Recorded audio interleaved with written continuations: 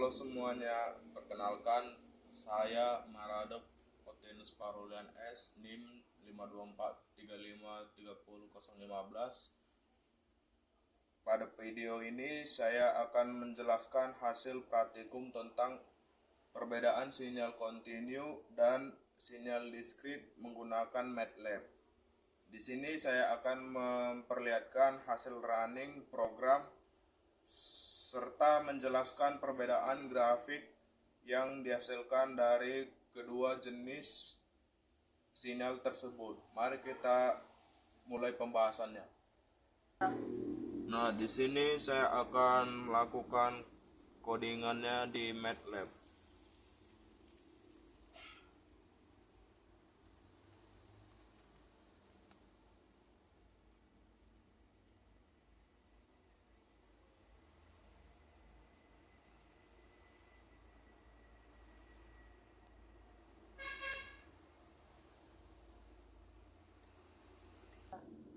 Nah, di sini kita akan mengamati grafik yang muncul berupa gelombang sinusoidal. Ini gelombang sinusoidal. Nah, amplitudo semakin lama semakin mengecil. Amplitudo ini ya, semakin lama semakin mengecil. Grafik terlihat halus dan kontinu, tidak terputus-putus. Waktu T berada pada interval 0 sampai 50 detik. Di sini kita lihat 0 sampai 50 detik. Oke. Kita akan menganalisis sin 2/3 bintang T itu adalah sinyal sinus atau gelombang periode. Di sini ya, di codingan tadi ada sinnya. Ini. Baru exp min 0 kali 1 kali T itu artinya faktor eksponensial menurun atau peredam. Ada juga di codingan tadi. Baru hasilnya adalah gelombang sinus teredam. Baru ini adalah contoh sinyal kontinu atau continuous sinyal. Nah, di sini kita menemukan arti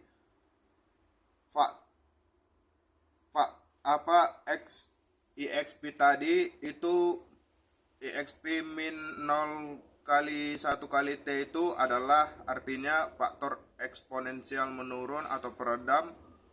Hasilnya adalah gelombang sinus teredam. Ini merupakan sinyal kontinu atau continuous sinyal karena didefinisikan terhadap variabel waktu kontinu atau T ini. Baru memiliki nilai pada setiap titik waktu dalam interval tertentu, digambarkan dengan fungsi matematika X kali T. Ini X kali T nya.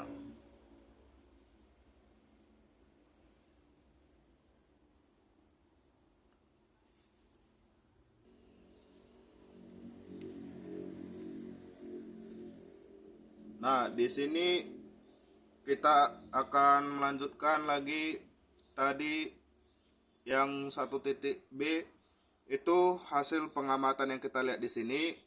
Grafik berupa titik-titik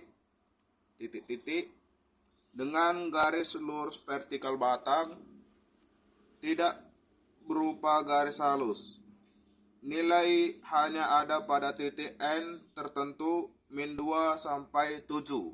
Di sini kita mencari min 2 di sini sampai 7. Analisis yang kita dapat, data ditentukan dalam bentuk array menggunakan fungsi stem buka kurung tutup kurung.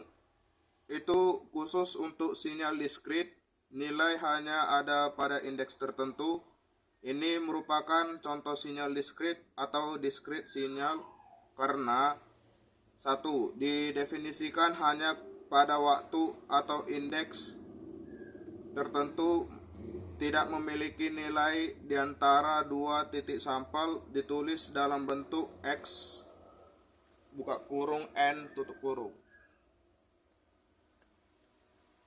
Nah, di sini saya akan membuat pengertian sinyal kontinu dan diskrit. Sinyal kontinu, sinyal yang didefinisikan untuk setiap nilai waktu dalam waktu interval tertentu. Contoh nyata dalam sinyal kontinu itu tegangan listrik analog dan gelombang suara. Ciri-cirinya itu ditulis sebagai XT, waktu berbentuk variabel kontinu, digambar dengan fungsi matematika, baru grafik halus atau menggunakan plot buka kurung tutup kurung tadi di MATLAB. Baru sinyal diskrit, sinyal yang hanya memiliki nilai pada waktu tertentu atau berupa sampel. Contoh nyata sinyal diskrit itu data hasil sampling suara, data digital pada komputer. Ciri-cirinya ditulis sebagai X buka kurung N tutup kurung, waktu berupa indeks bilangan bulat, disajikan dalam bentuk deret angka.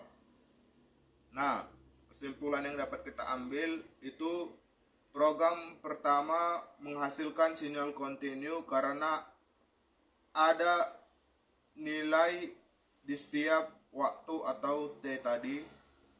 Baru dia program kedua menghasilkan sinyal diskrit karena nilainya hanya ada pada indeks N tertentu.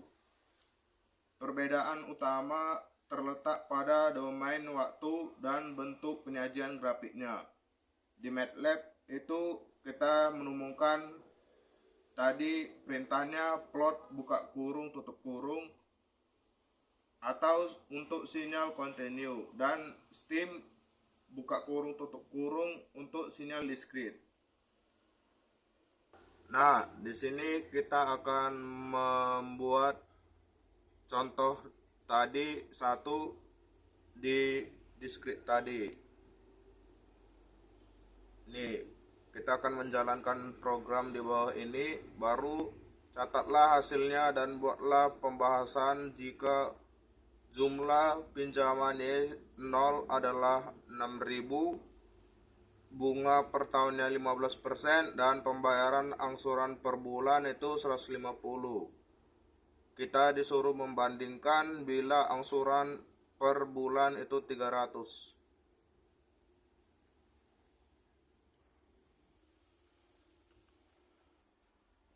Nah, di contoh kedua ini kita akan memprogram itu dia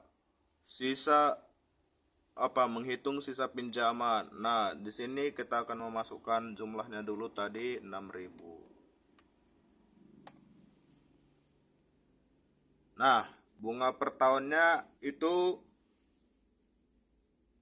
0,15. Kenapa 0,15? Karena di sini kita akan mendesimalkan dia yang 15% tadi. Kita buat di sini 0,15. 15. Oke. Di sini pembayaran per bulan. Pembayaran per bulan tadi itu dia 150. Kita buat di sini 150. Nah, di sini kita mendapatkan hasil dia di kolom satunya itu ini hasilnya. Nah, ini di kolom 13. Nah, sampai di 36. Nah, kalau udah di situ hasil akhirnya itu pinjaman lunas sekitar bulan ke 49 dalam 36 bulan atau 3 tahun pinjaman belum lunas. Total pembayaran relatif lama karena cicilannya kecil. Nah, di sini kita dapat melihatnya ya. Kesimpulan yang dapat kita ambil itu angsuran $150 tadi ini per bulannya itu terlalu kecil sehingga waktu pelunasan cukup lama. Nah, kita akan melakukan di percobaan kedua. Nah, di sini percobaan keduanya kita tulis lagi kayak tadi 6.000. Kita runkan baru 0,15 tadi.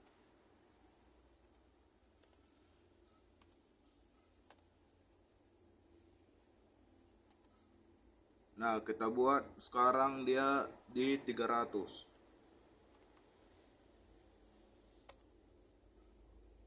Nah, kita mendapat hasilnya di sini. Hasil akhirnya itu pinjaman lunas sekitar bulan ke-23. Bulan ke-23. Baru jauh lebih cepat dibandingkan angsuran yang 150 tadi. Semakin besar angsuran per bulan, maka semakin cepat pinjaman lunas dan semakin kecil total bunga yang dibayar. Baru perbandingan angsurannya yang di 150 tadi itu lebih kurang 49 bulan lama pelunasan, total bunganya lebih besar. Di 300 tadi itu lama pelunasannya lebih kurang 23 bulan, total bunganya lebih kecil. Nah, pembahasan sistem Decred yang kita buat tadi itu modelnya termasuk sistem waktu discrete atau karena dihitung per bulan. Sistem rekursif atau nilai sekarang bergantung pada nilai sebelumnya, dan sistem linear. Perbedaan beda menggambarkan bagaimana bunga menambah sisa pinjaman, angsuran mengurangi sisa pinjaman. Semakin besar bunga, pelunasan makin lama. Baru semakin besar angsuran, pelunasan makin cepat. Nah, kesimpulan yang dapat kita ambil pada praktek kita tadi, dengan pinjaman 6.000 dan bunganya 15% tadi per tahun, angsuran di 150 lunas sekitar 49 bulan. Di angsuran 300 tadi kita menemukan lunas sekitar 23 bulan. Besar angsuran sangat mempengaruhi waktu pelunasan. Model ini menunjukkan penerapan sistem Decred dalam kehidupan nyata pada sistem pembayaran kredit bank. Nah, kita akan ke praktek kedua, itu pemrosesan sinyal suara. Tujuannya satu, membangkitkan, merekam, menyimpan dan membunyikan sinyal suara. Kedua, melakukan pemrosesan sinyal suara atau MEAN. Sinyal suara yaitu MEAN, standar deviasi dan energi total. Tiga, melakukan segmentasi sinyal suara. Nah, di sini kita akan membuat kegiatan praktikumnya.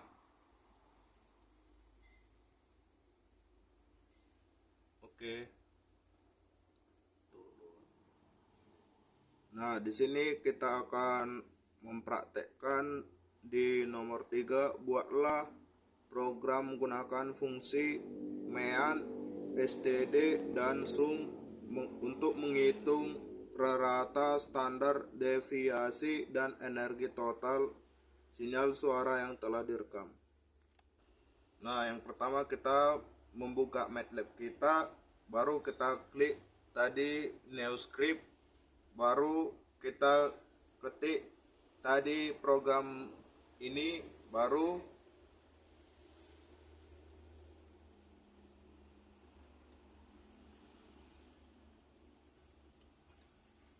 Nah, kalau sudah di sini kita klik save, beri nama rekaman kita tadi, baru klik run, bicara selama 5 detik.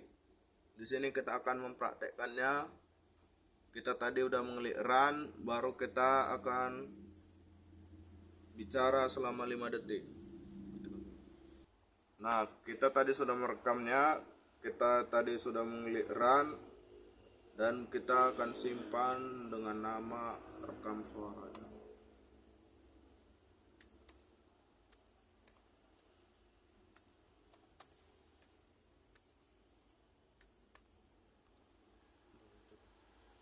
Nah, penjelasan hasil yang kita dapatkan tadi dari rekam suara itu penjelasan fungsi yang digunakan. Fungsinya itu mean X, kegunaannya menghitung rata-rata amplitudo. Baru STDX itu kegunaannya menghitung standar deviasi. Baru fungsi sum X kali akar 2 tadi itu untuk kegunaannya untuk menghitung energi total. Baru fungsi audio recorder tadi itu kegunaannya merekam suara. Baru fungsi plot buka tutup buka kurung tutup kurung itu untuk menampilkan grafik. Nah, penjelasan pada teori tadi itu rata atau mean itu menunjukkan apakah sinyal memiliki bias ke atas atau ke bawah dari 0. Baru standar deviasinya menunjukkan seberapa besar variasi amplitudo sinyal terhadap rata-ratanya. Baru energi total menunjukkan kekuatan atau daya total sinyal. Semakin besar amplitudo, maka semakin besar juga energinya. Kesimpulannya itu kita dapat dengan menggunakan fungsi mean tutup kurung buka kurung diperoleh nilai rata-rata sinyal. Baru STD buka kurung tutup kurung diperoleh tingkat variasi sinyal. Baru sum buka kurung tutup kurung diperoleh energi total sinyal. Baru program untuk menunjukkan bahwa sinyal suara merupakan sinyal diskrit karena direpresentasikan dalam bentuk sampel digital. Demikianlah penjelasan yang saya sampaikan mengenai hasil praktikum dan analisis yang telah dilakukan menggunakan MATLAB. Semoga penjelasan ini dapat memberikan pemahaman yang lebih luas mengenai konsep sinyal dan pengolahan dalam sistem waktu diskrit. Terima kasih atas perhatiannya Bapak atau Ibu, teman-teman sekalian. Jika ada salah kata atau penjelasan, saya mohon maaf. Terima kasih.